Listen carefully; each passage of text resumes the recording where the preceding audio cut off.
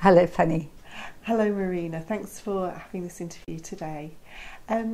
We're interested for this new Cultural Voices project in getting to know more about artists in the Yorkshire area. Could you tell me, were you born in Yorkshire? No, I was born in a refugee camp in Germany.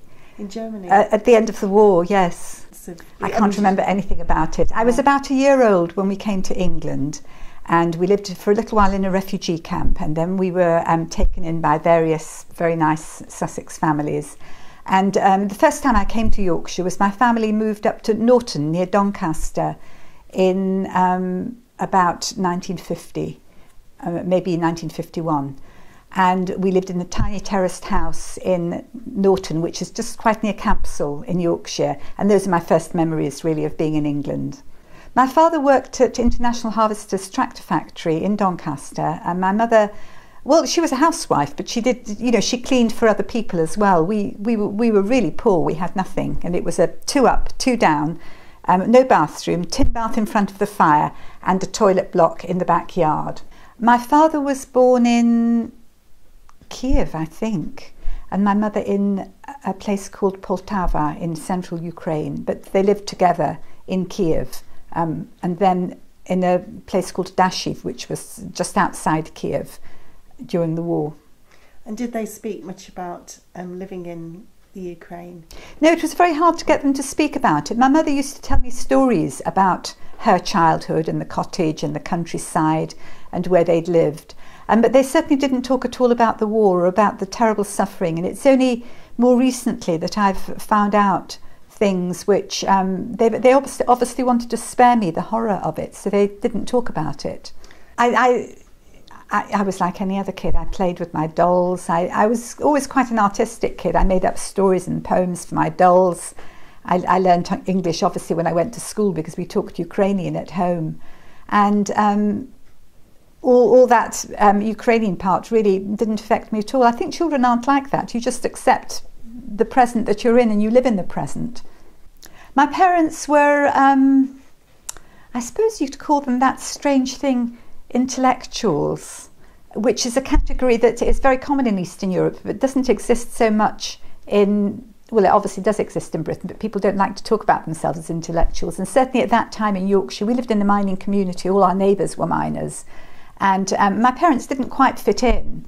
And people were kind to them, but there was a fair amount of tension as well, which I didn't recognise at the time, but I recognise a little bit more now, that it wasn't altogether an easy setting for a family from somewhere else to come into. So you could see that I was an outsider from a very early age, and that made me an outsider to the world, an insider to my own sort of fantasy life, really. So what were the significant things, do you think, in your childhood growing up?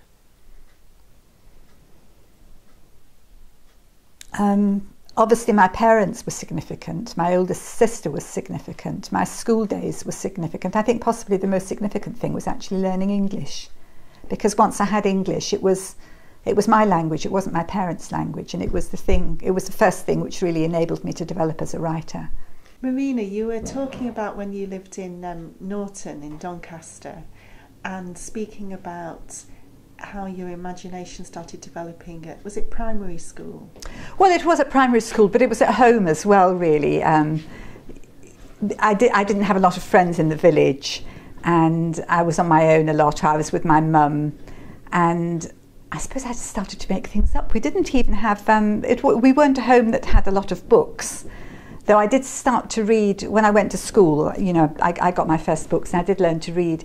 And I suppose a lot of it was the sort of fantasy world that children get into, really. Yes, I was very much encouraged at school, especially in Doncaster. My teachers always gave me stories and essays to write, and they gave me books to read which were really far too hard for me, but I did appreciate their effort. And apart from your teachers, who were the main influences on your writing growing up as a child? Well, I guess my parents, but really, and possibly my older sister, but it was very much a private activity. It wasn't really something I shared with anyone. It all went on in my own head. Well, there was never a time that I wasn't writing something. I wrote stories and poems when I was at school. I think I started my first novel when I went to university. I wrote quite a lot of poetry when I was at university, which actually even now I think was quite good. But I didn't have any of it published, and I didn't even really try. And I think that was it's a sort of quite a magical time really, when you're writing without the thought of publication. You're writing just for the sheer pleasure of doing it, for the sheer pleasure of seeing what you can do with words. Like that first poem, really, I wasn't trying to say anything. I was just enjoying the sounds and the rhythms. And where did you go to university? I went to Keele in Staffordshire. And when was that? Well, I went in 1964 and I graduated in 1968, which was quite a special year.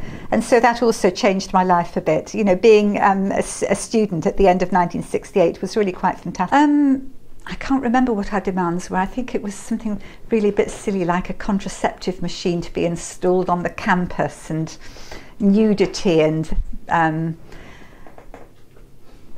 and that's right, yes, we wanted access to our records as well, and that was the first thing that the students did, was that they went into the registry and looked at the records of their interviews and the things that they'd had. And in fact, there are things that you take for granted now, that people do have access to their records, but at that time it was felt a little bit outrageous. But I honestly can't remember what it was about. It was about being young and life being exciting, I guess.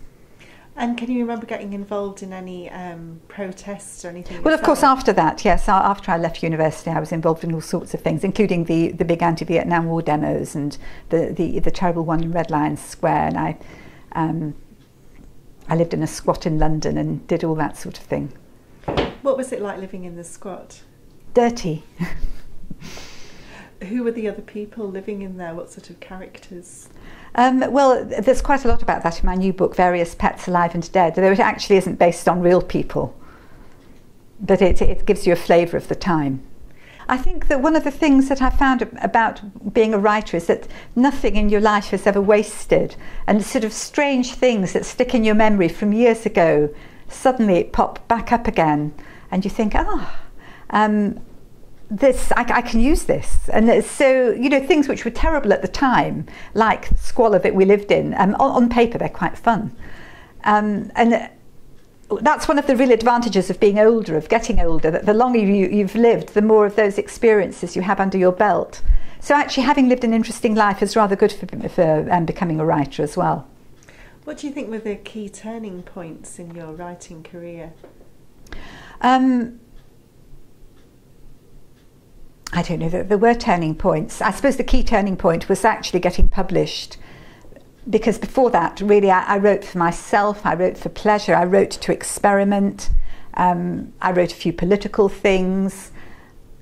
At university, I wrote a lot of poetry, and I did send things off. I have an awful lot of rejection slips. I think I had one poem published by the Arts Council, which is actually rather good as well. And I had a poem published in the Women's Institute magazine when I was 16 because my mum sent it off. She was so proud of me. But